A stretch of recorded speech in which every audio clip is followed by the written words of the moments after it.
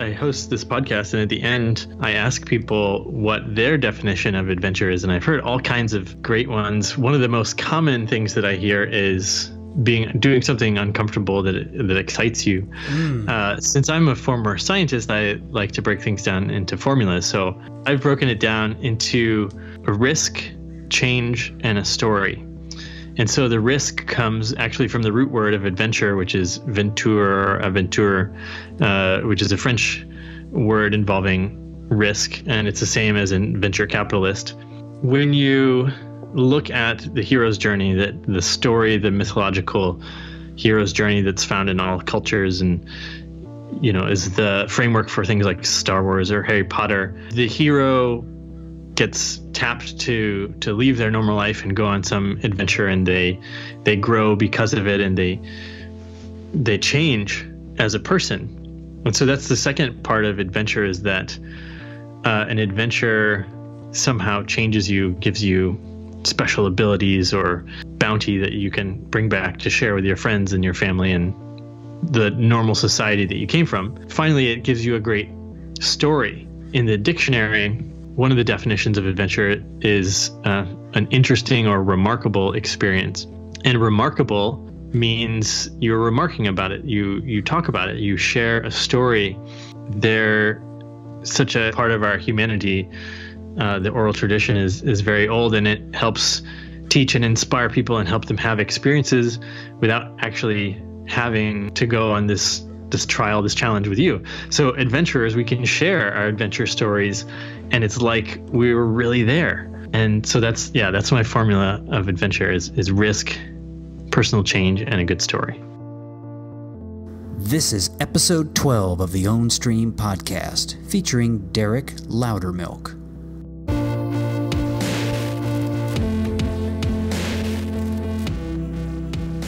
Welcome to the Ownstream podcast.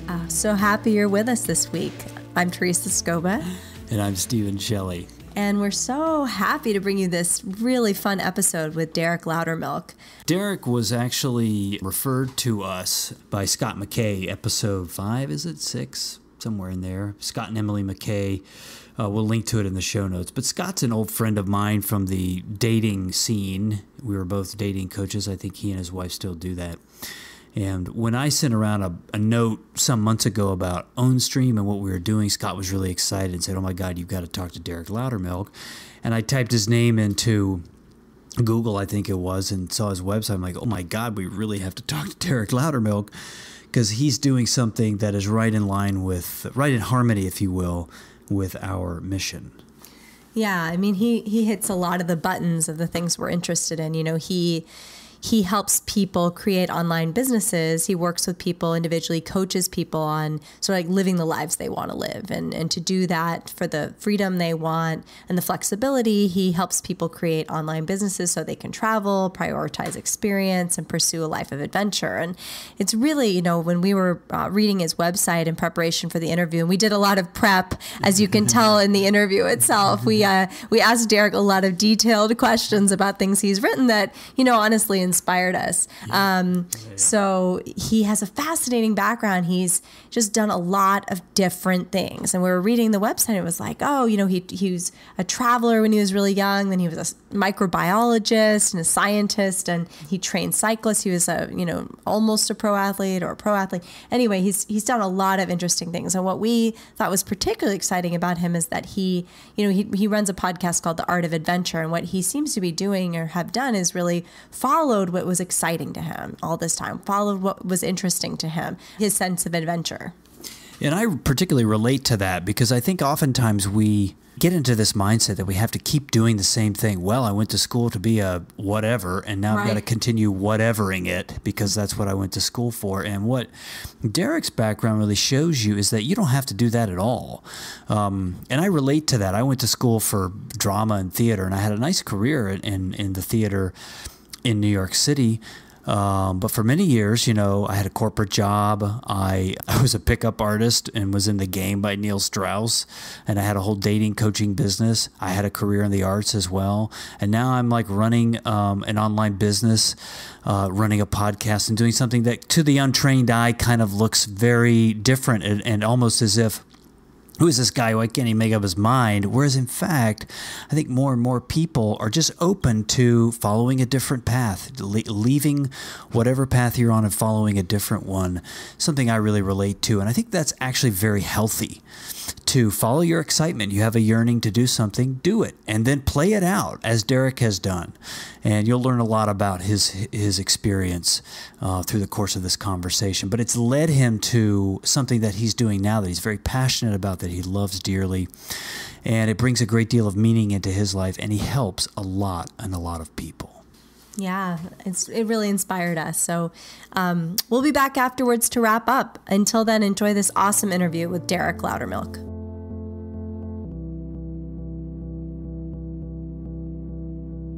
All right, excellent. Well, Derek, thanks for joining us. One way we could kind of kick it off is just talk a little bit about how we met through our mutual friend, Scott McKay. And we interviewed Scott and his wife, Emily, about a month ago now or so, and we're quite taken by how individual they are and how interesting their relationship is and how they've traveled so much. I know them from the dating world because I used to be a dating coach many moons ago. But it seems like your life and their life have somewhat intersected in and around travel and adventure. And anyway, it's great to chat with you. Thanks for agreeing to hop on the podcast with us. Yeah, Stephen and Teresa, thanks for having me. I was roommates with Scott last year at the Elite Man Conference. It was the first year for that conference, and we both emailed the organizer, and we were looking for roommates, and we wound up, we didn't know anything about each other, wound up sharing a room and spending the whole weekend hanging out and just talking about all these places we had been. Oh, cool. And I got to really admire Scott and just how he interacts with everyone and makes them feel great. And I was learning a lot from him. And, I think he liked me as well, obviously, because we were still in touch. Yeah. So you never know who you're going to randomly get assigned a room with. Yeah. Oh, it's nice. It's got to be one of those experiences where you feel like you were brought together for a purpose. I know my random roommate from college is still my best friend in the world. Like although on paper at the time we looked very different, we had so much in common. So it's kind of nice when the universe dovetails your paths like that. Cool. So, we'll jump into just getting to know a little bit about you, Derek. We know that you're a coach. You have a number of online businesses. You've traveled the world pretty extensively. Getting to the root of kind of like how you ended up there, can you talk to us a little bit about your early life? We know your family had a penchant for travel. There was a map, some pins involved. Can you tell us a little bit about how that what kind of trips you took with your family and how that shaped you? Well, I was in a race with everyone in my family, mostly my parents, because they were just slightly ahead of me to see who would go to all 50 U.S. states first. And my grandfather started keeping track of where everyone went by putting a pin in the map. Like everyone had their own color. And so you get a pin in the map when you would go to a new place. And then when I went away to university, my parents started taking these trips without me, and they were getting ahead. Uh-oh. And I was like, oh, that's, I better catch up. And it was all a game. Because, the point is to have a meaningful experience in the first place. So one cheap gimme was when I just took the subway from New York over to New Jersey and had a sandwich and then went back. Nice. So I didn't spend a ton of time in New Jersey, but I did have good experiences in 49 other states. Yeah, so growing up, we were always going somewhere. We didn't have like the same lake house or in Missouri river house that a lot of people have. So we got to explore lots of national parks and forests and camping because my dad wanted to sleep for free under the stars instead of paying for a hotel room, which was a good idea. Yeah, that sounds cool. By the way, my dad had the same map. I know. I'm looking at him, waiting for him to share his side what color pin? What color pin were you? Do you remember? Oh, well, I'm not sure. if they knew that my favorite color was orange, but I was the orange You were pin. orange. Okay. I was yellow. Yellow. Okay. Steven's also traveled the world and many of the states with his dad on cross-country road trips. Yeah, but I've been to he has 49. one state left. I have to go to that. Hawaii, like the luscious, most beautiful one. Yeah, we saved the best for last. Yeah. By the way, my dad once drove me across a bridge into Kansas just so I could mark that off the list. So I understand the rush of getting another state marked off. We got across I think we just went halfway across the bridge because he figured it's got to be the state lines halfway through the river. Exactly. But so when you're moving around like that a lot, and I can certainly relate because I know that this is kind of carried into certainly my collegiate years. I was the guy who was always, getting on a road trip with people. And certainly now as I'm an adult, I'm traveling a lot. When you kind of tracking back from your lifestyle now, looking at those early experiences, how did that impact what you're doing now? Yeah, I think traveling within the States, and my parents took me to England when I was like 8, and I got to pretend to be a knight and took one of those tour buses around Europe when I was in 8th grade, and the very sort of vanilla introductory experiences into international travel. And so I saw that it was easy and possible to do international travel, and combined with my admiration and curiosity about early explorers and scientists who discovered things like Darwin and geologists, and this interest in other cultures and looking at maps and wondering, like, I wonder what it's like to live in the Yunnan province of China, or, just being very curious about other cultures.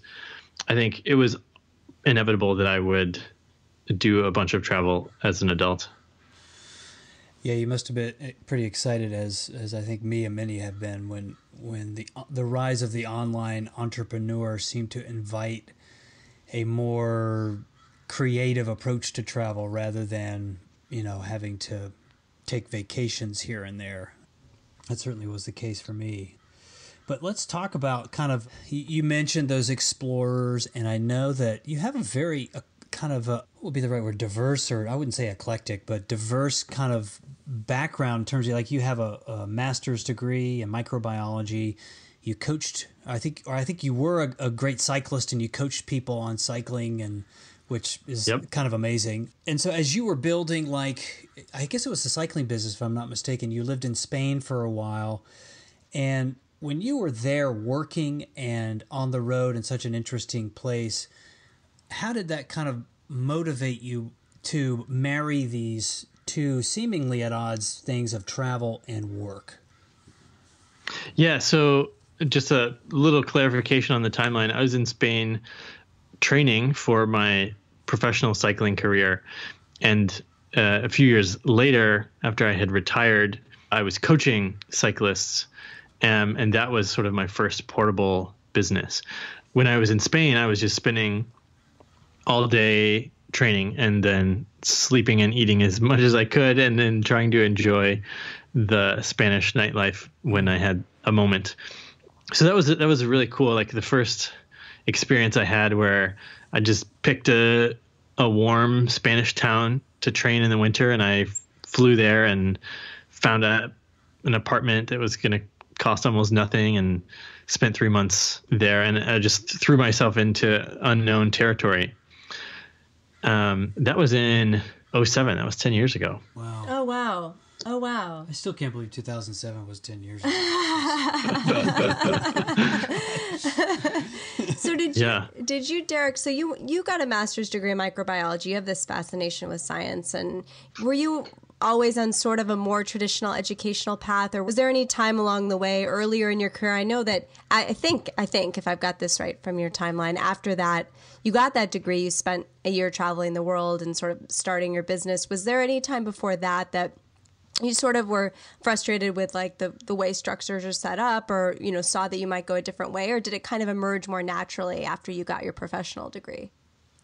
Yeah, I always expected that I would be a scientist and I would be a professor, and I would spend my career at a institution like Harvard or some, a very traditional academic thing. And this story came from, or this script, if you will, came from my dad being a scientist and me thinking how cool he was and playing around in his laboratory growing up and just envisioning like, I'm going to mix this laboratory science with the explorer side of me. And I created this great story. And when I got to grad school, the first thing I was doing, I went out in the field and I was like, oh my gosh, collecting samples. I'm an explorer scientist. I made it. And then I spent the next 3 years in a dark microscope room. I was, not getting out and taking samples, exploring the natural world as much as I hoped. Because what you might not realize about science is you can go out on a sampling expedition and collect enough samples that it would take you a full career to analyze from just a single day. Because there's so much information that you can get from that. And it's, wow. And so it was demoralizing. So that's part of what led me to drop out of my PhD program. And what happened after that? What did you do when you dropped out? Like, what did you know? What led you to drop out? What happened next? Yeah. Okay. Well, and partly is the economic aspect of academic science in the U.S. is bleak. I don't expect it to be well funded for, 2 or 3 more decades if it ever turns around. It's been dropping since George W. Bush took office. And basically, so the top scientists are competing for funding and almost no one's getting any funding. So it's like people are, really top scientists are getting forced out. So I thought, okay, the market is not what I want. I want to be able to make lots of money so I can influence the things that I want to, give to charities, run events, start organizations, whatever it might be. You need capital to do that. So another reason that I was compelled to take action more immediately is because I had a blood clot in my brain that the survival rate was 25%, 75% mortality rate. I survived, obviously, but it was a wake-up call and sort of made me reconsider investing 20 years of my life into a very slowly fruiting endeavor. Wow. So a lot of factors that sort of kicked me out of the nest of cushy academia. And so I started strategically designing and planning what my life could look like. And obviously it involved getting rich and seeing amazing places and spending time with cool people and contributing to the world. And then I just sort of back calculated from there and tried to figure out what I needed to do to start. And so then the first thing I did after that was I started a blog. As we do, that's right. And how did it take the shape of adventure? How did that emerge as the theme? It's a really interesting story. You know how Scott and I found each other on accident? Adventure and I, the word or the brand, found each other on accident. I was stealing the name of my brand, The Art of Adventure, from a couple other brands that I liked, The Art of Charm, which you may be familiar with. Sure. And The Art of Manliness. And so I knew I wanted art of, and then I picked the word adventure. I was like, what do I aspire to be? I aspire to be a great adventurer. And as soon as I picked that as my brand, it forced me to become adventurous. It was great. That's awesome. That's awesome. That is awesome. Stephen and I talk about like a confirmation moment where you're kind of turning your back on what was and sticking a flag in the ground as an explorer might do, I guess, to what's ahead. That sounds like one of those moments of it that you've called it that, and now you got to live up to it. I love it. People use it to peer pressure me all the time. Like, ride your bike off of this huge boulder. And I'm like, I don't know. It looks really dangerous. They're like, you're an adventure guy. Well, how do you define adventure? Because it is easy to sort of to have the image that you just painted. All right, I'm gonna take my dirt bike and jump 20 feet in the air off this cliff. Whereas maybe there's a more nuanced, or maybe you have your own take on what adventure actually means. Yeah, I host this podcast, and at the end, I ask people what their definition of adventure is, and I've heard all kinds of great ones. One of the most common things that I hear is doing something uncomfortable that excites you. Since I'm a former scientist, I like to break things down into formulas. So I've broken it down into a risk, change, and a story. And so the risk comes actually from the root word of adventure, which is venture, aventure, which is a French word involving risk, and it's the same as in venture capitalist. And when you look at the hero's journey, that the story, the mythological hero's journey that's found in all cultures, and is the framework for things like Star Wars or Harry Potter, the hero gets tapped to leave their normal life and go on some adventure, and they grow because of it, and they change as a person. And so that's the second part of adventure, is that an adventure somehow changes you, gives you special abilities or bounty that you can bring back to share with your friends and your family and the normal society that you came from. And finally, it gives you a great story. In the dictionary, one of the definitions of adventure is an interesting or remarkable experience. And remarkable means you're remarking about it. You talk about it. You share a story. And stories, they're such a part of our humanity. The oral tradition is very old, and it helps teach and inspire people and help them have experiences without actually having to go on this trial, this challenge with you. So adventurers, we can share our adventure stories, and it's like we were really there. And so that's my formula of adventure is risk, personal change, and a good story. So let's good stories. Let's when you made this movement into this iteration of your overall journey, this focused time on adventure, what are some standout moments, either your own or just things that you've heard perhaps from others that might be very different from each other in terms of what adventure is? Well, yeah, I think it's important not to say adventure is any one thing. Mm-hmm. One of the things I wanted to study was I was inspired by the story of Starbucks, where the guy was spending time in the cafes of Italy, and he noticed that people went to hang out at these coffee shops, these cafes, to chat and socialize after work before they went home. So it was the third place. They had work, home, and the cafes.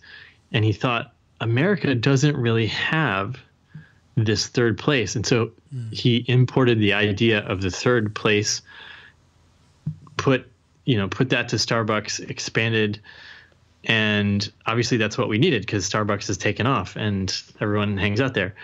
And so I thought, I'm going to scour the world for a Starbucks idea, an idea from a different culture that I'm going to steal and bring back and, start an empire and give people something that they didn't even know they needed. What I encountered more often was local entrepreneurs in cultures around the world struggling with the same sort of things, and digital entrepreneurs in co-working spaces around the world struggling with their own, just trying to get attention for their business and making sales and figuring out who they were and why they were in business and how they could help people. And I really just became fascinated with the entrepreneurial process by which people started taking control of their world, whether it's a woman selling pineapples from her bicycle in Ho Chi Minh City, or a digital entrepreneur who's creating life-changing online courses. Mm-hmm. On that note, you say on your website, I think that the goal of your work is to help remove the barriers of entry for people worldwide. So in thinking about those people you were noticing, what does that mean to you, and how do you do that in your work with people? That's a good question. And again, I like to break things down. And I think a lot of the times to make it accessible, if you look at the struggles as simply people haven't acquired the skills that they need yet, and in business in particular, So if you are struggling to make enough money as a coach or something, then maybe you need to get better at sales or marketing, getting your word out there. If you're lacking in confidence, you can learn to be more charismatic and confident. And I think the fact that there are skills you can acquire, and that most of these successful people that we look up to, maybe acquired their speaking skills or their writing skills at an early age, and it seems like they've been born with it because they've been good at it for so long, but that so many things are learnable. And it could be a mindset shift, learning to actually how to think about things and whether they're possible. And so it's there's this book called Mindset by Carol Dweck, where she talks about the growth mindset or the fixed mindset. And so one of the barriers that I would love to see eliminated is I would like people to know that whatever they've accomplished in life or anyone's accomplished in life is actually something that they've put effort in and learned and grown and tried and failed and all these things, rather than just assuming it's a bunch of innate talent that people either have or don't, and you're stuck with what you've got. On the other side of it, I would love to see barriers of entry reduced. Like, I would love to see people not have to walk 5 hours to get water, or I would love to have people have access to healthcare. And so the future of my own business will be working on some of these large-scale, sustainable global problems. It's interesting. It kind of brings your entrepreneurial talents merging, at least in the things that you mentioned, with some of your scientific background and experience. Certainly a useful combination. In your own journey, in your path, what have been the barriers that have challenged you the most, that might have strengthened you by virtue of you getting through those? Now that you've asked this question, I'm having a hard time seeing the perspective, because it's like where I'm seeing myself in a snapshot. Like, here I am, and I've acquired the things that I've acquired. It's almost like I have a hard time seeing the path that I followed anymore. It's like sort of like blurred behind me, because I've diligently acquired skills in writing and communication by writing hundreds or thousands of blog articles. I've gotten better at speaking by giving hundreds of talks and starting a podcast and all these things. And it was sort of this framework where I was like, I'm just going to put all this work in and hope that it sort of pays off. It was sort of a guess. I'm just going to do a bunch of improv comedy in the hopes that it makes me better at something, like all these things that I'm like, I don't know. I think these are skills that I might need, but I have no idea why. Yeah. So it was sort of like intentionally, but unknowingly preparing for the future. Does that make sense? Yeah. I wanted to go to something you mentioned earlier that gets to this, I think, which is you talked about how when you were making those big changes, you had a vision for your life, right? You were like, I want to travel the world. And I think you said, I want to get rich, obviously. And I want to travel the world, and I want to have these experiences. And then you said, and then you mapped your way backwards, and it started with a blog, Can you talk a little bit about starting your business and how that map, how did you map backwards, and how did that end up starting with a blog? Because that wouldn't be the obvious step for everyone. But it sounds like you were, at least, maybe there was a mix of intentionality and spontaneity as well. Yeah, I think I looked at some of my heroes, who at the time would have been Tim Ferriss and Oprah and Richard Branson. I mean, these are still my heroes. And some professional cyclists who had gone on to do cooler things, or, bigger organizations and companies. And I was inspired by other entrepreneurs. And so I just looked at their trajectories and their sets of skills and talents. And I thought, if I just acquire all the skills that they have, they're good communicators, they're good salespeople, they're inspiring, they're positive, they're healthy, they can talk intelligently about a range of things, from finance to geography to politics, whatever. So I just said, I'm just going to model my whole whole life after a mashup of all the people that I think are awesome, and see where it takes me.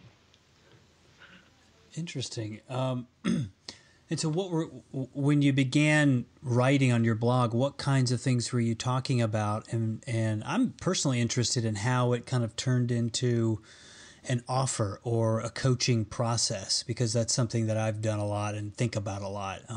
Maybe kind of share a little bit about kind of how writing, because I think a lot of people could see themselves, you know what, I could probably I could write my own blog. But how did that turn into a full-blown business with clients? I know you have a book. I want to get to that too. I think it's coming out soon, but we want to talk about that. But how did it turn into something that you're sharing with others, coaching with others on, and products? I started writing about things that I was either curious about and in the process of learning, or things that I already knew really well and people were asking me about. And in particular, it was cycling related stuff, mostly physical fitness and things like that. Maybe a little bit of science, and I was doing all right as an investor at the time. So I was just sort of writing about a bunch of different things, but the stuff that was taking off was my writing about bike racing and racing strategy and how to win races and how to get really fit. This was, post doping era, and people were moving to like, how can we use our brains to train better and race better instead of relying on drugs?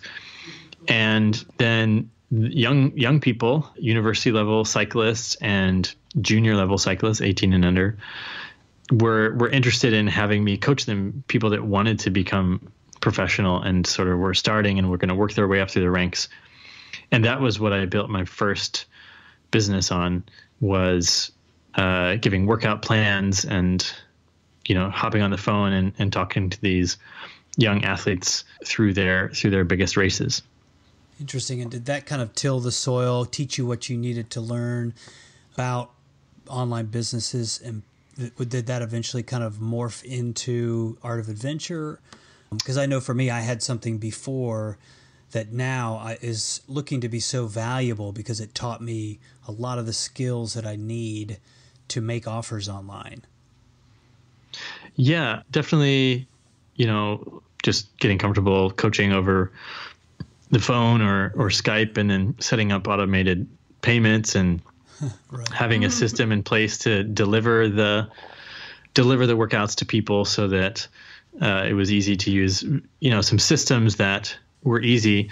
I didn't know anything about marketing online, and I was getting all of my athletes from direct in-person meetings or referrals. And so that was sort of like a outside of the web-based system of getting customers, really. Got it. Yeah. And you mentioned your podcast earlier, too, when we were talking about adventure. So you do a podcast. Talk a little bit about what that's about and how that kind of fits into your business. Yeah, so the Art of Adventure was started as a vehicle to teach and learn at the same time. And I thought, okay, here's a product that once you create it, an infinite number of people can listen to it. So that's cool. I had dreams of being the next John Lee Dumas and making boatloads of money. Actually, I wasn't too far behind him when he started. He was kind of one of my early podcasting mentors.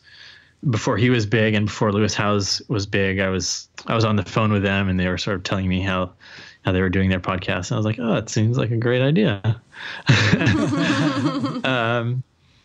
And theirs have taken off, and they've really used it as a cornerstone, a pillar of their personal brands. Mm-hmm. But let's see, the podcast. So I thought, oh yeah, I'm interested in human performance. And so early shows were more on the performance side. And as I started traveling, the show morphed into very distinctly pretty much a show for digital nomads. Like, here's all the business details you need, and here's all the adventure travel stories that you could ever want to hear. In your own experience traveling and working abroad, I'd love to hear some cool kind of stories about maybe places where you found yourself just popping open the laptop and working, or doing a client call. I can remember I was doing client calls in India and just kind of looking out my hotel window like, I can't believe I'm doing this. This is pretty cool. And I know you spent a good amount of time in Bali. Would love to. I know that there's a lot of digital nomad activity in Bali, particularly up in Ubud. Maybe an experience or two from there would be really. I know it would take Teresa and I back to one of our favorite trips. That's for sure. Yeah. Well, when you first mentioned that, I was reminiscing recently about our trip to the Redwoods last year, and we were staying in this cabin Airbnb, like up in a loft, and I had to do a coaching call real quick before we could go out in the Redwoods, and I was so antsy to get out, and just a couple hours of work in the morning, but it was really cool because I was staying in this loft and had this window overlooking this little town we were staying in, and I just came across the picture, and I was reminded. I've worked in lots of random houses, someone's guest room, someone's attic, above someone's garage, or countless cafes where it's really too loud and you're like not actually that productive. So transitioning to Bali, I spent about 2 years in Bali, and it was an amazing place, both for learning about business, but it's really, they call it the island of the gods or the island of love. And if you spend any length of time in Bali, you're going to come out totally different person. So it was also a spiritual journey for me there. It's a very ancient Hindu culture, the natives of Bali, and you're surrounded by these ancient jungles and volcanoes and rice terraces. And so it's an adventure playground. And I did all kinds of explorations, finding secret waterfalls and setting a volcano climbing world record, and really exploring the land. And then also just trying lots of things. I was running live masterminds for people to launch a podcast in a month. And, we launched like 30 podcasts while I was there.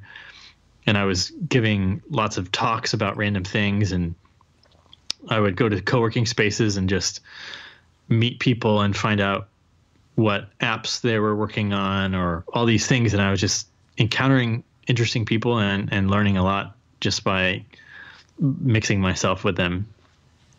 I go to a place here in Encinitas, and I just sit there and I work, and inevitably you meet people, and it's incredible what people are making, what people are teaching. The coaching work is a particular niche in the online space where people can take something they're skilled at and transform that into a course, helping others while also freeing themselves up from traditional 9-to-5 job. It's kind of amazing to be around that a lot and seeing what people are converting into online products and businesses. It's very exciting. But I guess in thinking of, maybe this is a little topic we could explore a bit about coaching. In terms of your coaching practice specifically, let's say you have a client, and maybe you could even use, I think you have an event coming up in Bali, if I'm not mistaken. Maybe you could think about that event as you answer this. Like, what is the transformation you're looking to enact on a person? What do you think is, what is your gift that you're giving to someone when they come and work with you? That's a good question. I'm not sure I've ever thought about that specifically. People come to me and they want a business that they can travel with. And a lot of times they don't know anyone personally who's got a location independent business, or a lot of times people are being held back by their own perfectionism or by their own lack of confidence. And these are all, interestingly, just, personal things rather than nitty gritty business steps or details. And so sometimes, just like giving some people something to do, like maybe if they're starting a podcast, like just forcing them to like do a few practice interviews or practice coaching or talk to some potential clients and do some research. Just starting to take action builds their confidence and gets all that other, mental trash talk out of the way. And you start building momentum, and, really it's just a race to make a sale, and a sale proves that your business is a real business, and then just getting some more sales and then setting up systems to make it sustainable, and so that you're not having like big revenue months and tiny revenue months, because I've been there. Right. You're like, I'm rich, and then the next month you're like, oh, I spent all that money, shouldn't have done it. So the transformational experience, Teresa, you asked about removing barriers. A lot of times people just need to get out of their own way, and they have these dreams and just start working on them, and the picture will become clear, whether it's a good idea or not. As humans, we have the ability to imagine what the future will be like, and so we can practice and sort of test our ideas with our mental agility. But really making a few sales is the best way to prove whether you have a real business or not. I know you mentioned in your I Have a Dream manifesto on your website, among your vision for humanity and for others, that you have a dream that we'll all be able to fulfill the purpose the universe has placed us here to do, that even under the pressure the outside world places upon us, we may find our true selves. Can you talk a little bit about what that means to you? Well, you've done your research. Wow. And even you just reading that made me emotional, and I don't know exactly what emotion, but one of my own personal struggles is, and we were sort of chatting about like that I wear bright colors, and bright colors is one of the things that I've managed to own about myself. But I was always sort of a weird kid, interested in things that other people weren't. And the more that I owned that, the more that I stop covering up what I'm curious about or interested in, the more good work that I end up doing, the more people are drawn to me, the ones that will be. And then, some people it drives away because they're not interested in the random things that I'm curious about. What I see is all over the place, people have these scripts in their mind, like I used to have, that I was going to become a scientist. And they have all these things that they feel that they should be doing, whether someone's told them you should do X, Y, or Z, or because they've made it up. And it's not letting them really access their gifts and their talents in a way that they're contributing to people around them. And they might be operating in an area where they're good, and good, I think someone probably said, good is the enemy of great. Mm-hmm. Because you're like, you can earn a living, you can get by, and you're doing good. And it's like, okay, like don't rock the boat. But to do something great, oftentimes great things have never been done before. And so people will even discourage you from trying because they want you to be safe. Mm-hmm. And they're looking out for you. And they'll say, like, in this case, just get a job, or don't take your baby to Mexico because they might get bit by mosquitoes and get a crazy disease or whatever it is. People are looking out for you. And if we stop covering who we are, if we can learn to be ourselves, and it's very scary, then I think the overall contribution of everyone will be much greater, and we'll be much happier and more fulfilled and more satisfied when we get there. Yeah, it's great. I think we're both sitting here nodding our heads. And so for you, Derek, looking underneath kind of your own path and thinking about the resistance that inevitably comes your way, whether it's family members saying, hey, don't take your baby down to Mexico or whatever it may be.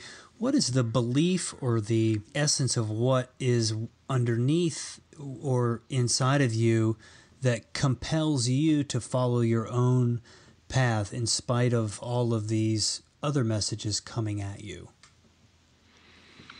Well, I have a tool that not everyone has in being faced with my own mortality. And I think I'm gonna die. I'm not sure when, but it's something that I've thought quite a lot about. And it basically compels me to take action, even if I'm really uncomfortable with something, because if I don't get it done before I die, then it just doesn't happen. And so I can't afford to wait. Even if I don't die for 1,000 years, if we have life extension technology, which I'm banking on, but there's so much that I want to get done that there's no option for me to hold back and wait, even if I'm really uncomfortable and about to barf, like the time I did karaoke for the first time. What was your song? You just I sang Up on the Roof, which was this old-timey song about interestingly, about a guy like trying to carve out his own little niche on top of the roof when he gets home from this loud city working all day, and he's like, I just want to look at the stars up on the roof. That's very apropos, I suppose. Yeah. I didn't even realize that's what that song was about. I can hear the refrain now. I've got to go. On the roof. Sing it, Teresa. Yeah. Sorry, Derek, were you going to say something else there? I was curious about, you mentioned before your spiritual journey in Bali and, what's pushing you inside and motivating you to bring out that unique gift that you have, that weirdness. I like that you put it that way. What's different and unique about you? Like, do you have a practice or a daily ritual or something that you do regularly that connects you with that voice within you that wants to give something unique to the world? And what is that? How do you cultivate that? I've experimented with various daily practices. I currently do yoga and meditation in the morning, like a little bit of movement and a little bit of silence and focus, whatever that may be. And sometimes I do a breathing practice, just sort of some deep breathing to get ready for the day. Nature is an important way for me to connect spiritually, to get spiritual motivation, I suppose, or to even motivation in general, because we're biological entities, and as a biologist, I love studying like that we are this living, breathing, moving organism. We're this species of large animals that's taken over the planet, but we inhabit this planet. This is our ecosystem, and we live in these meat sacks, our bodies, and so getting it home in your body through movement and getting it home in your ecosystem through being in nature is also really important for me, which I sort of re-experienced as I was in Bali. Yeah, Bali brings a lot of that kind of lush natural energy. Places like Redwood Forest, places like, I think you mentioned you were down in Mexico recently, and I saw pictures of you like in nature there too. We actually went to Sedona recently, which was... No kidding. My parents were just there. Oh, really? It's a special place. It's just a cool place because you have a nice little civilized area, but it's just right next to some pretty intense wilderness and very beautiful wilderness. Before we get into our kind of finale, if you will, you wrote an article recently for the Good Men Project. I like that site. I've written for that site before about fatherhood. And you're a new father. I'm a new father. And I'm curious from your vantage point, how having a child is changing you. And you have a particular, I think the subject matter of that article is all about the role that you see fathers needing to fill in this world. I'd be curious if you would just chat briefly about that. Sure. Wow, you guys ask questions that really make me think.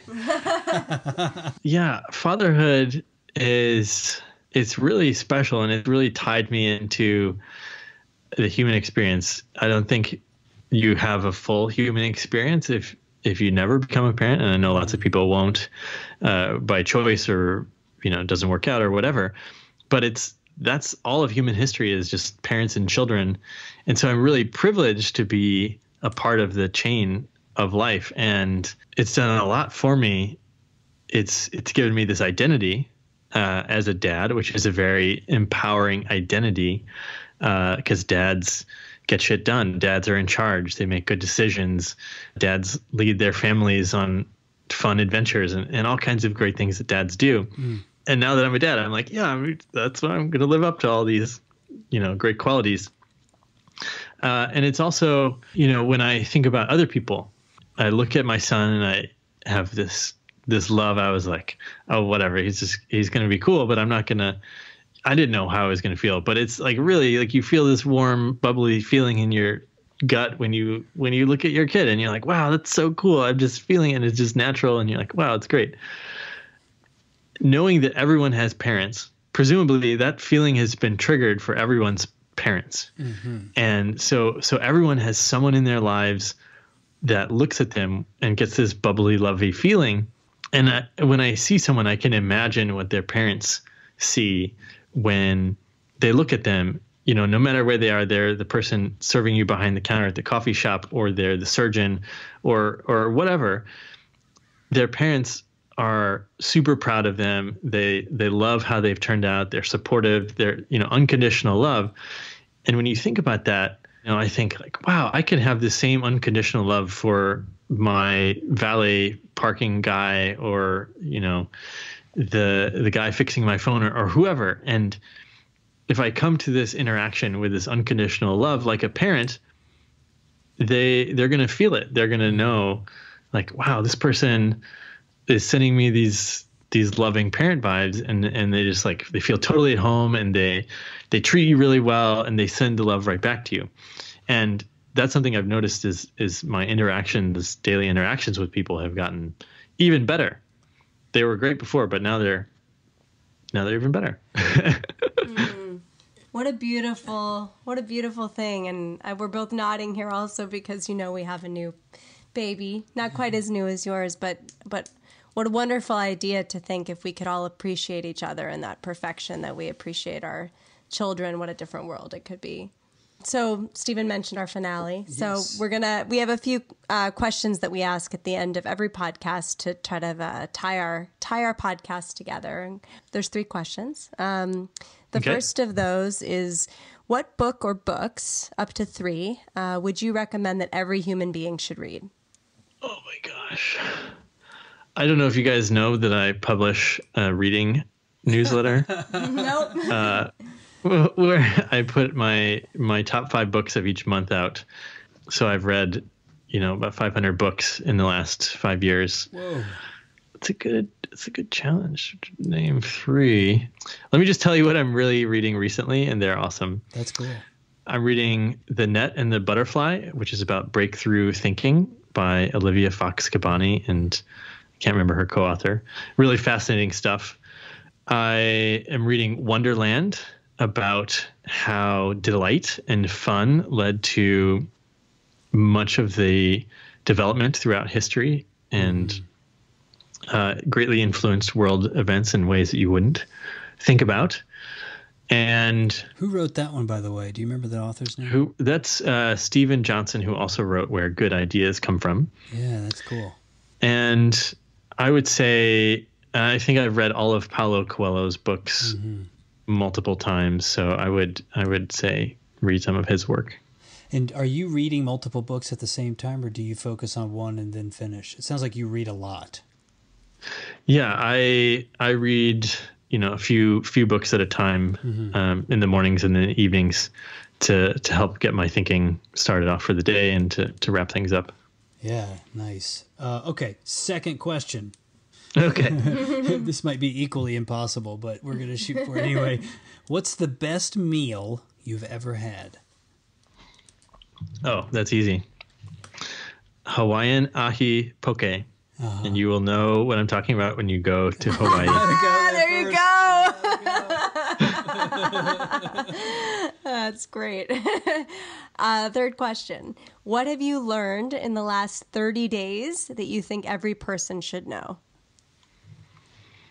Gosh, this has been probably the most challenging interview I've done, because you're really making me work. You're making my brain go red line here. In the last 30 days, I've spent the last 30 days in Mexico, and their culture there is very community oriented. And I realized this because the women waitresses that we would have, or just women on the street would just come up and pinch our baby, or just even come and like steal him out of the cart and, start rocking him around in their arms. Oh, wow. That's great. So the whole culture, everyone's looking out for each other. They're all taking care of each other. And it's a contrast to the individualistic North American, Canada, US, European culture where like we're going to be self-made men and we're going to discover things. And so just having the realization, and Asia is more like Mexico with this community-based culture.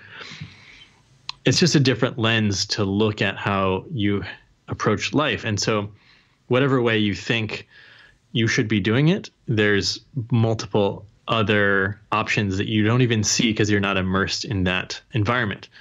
So it was just a nice reminder to know that this like rugged individualism isn't the only way to go about things. Yeah, that's beautiful. By the way, were you in Mexico?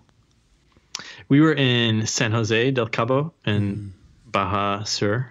Yeah, nice. We're thinking of taking a trip down there, just interested in where people go. Well, before we let you go, Derek, why don't you just let us know where people can connect with you online and maybe what you would like folks to know about what's coming up for you, appearances or courses, and certainly mention your book. I'm not sure what the release date on that is, but let's be sure to plug that too. That's exciting.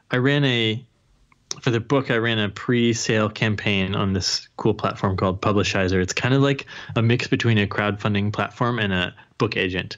And I'm in negotiations right now with a publisher, a major international business publisher.